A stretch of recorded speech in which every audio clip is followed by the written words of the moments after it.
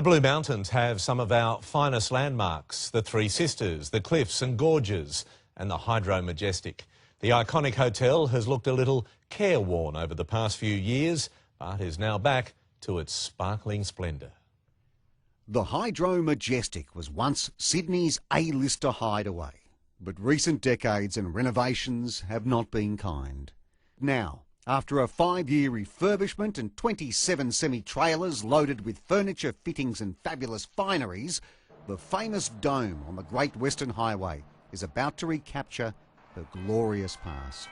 Well, Peter, we're in the room beneath the dome, which I suppose is the motif of the Hydro.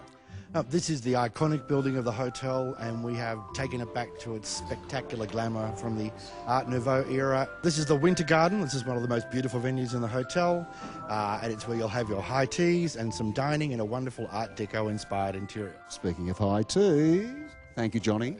Bags of salmon sandwich.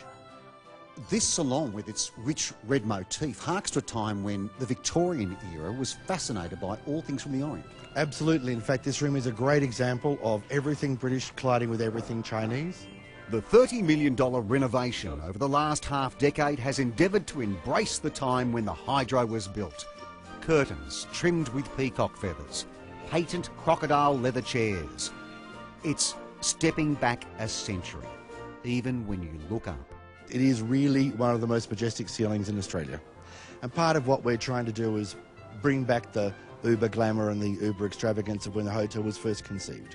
The Hydro opens for tea and cognac from late next week. Mike Dalton, 9 News.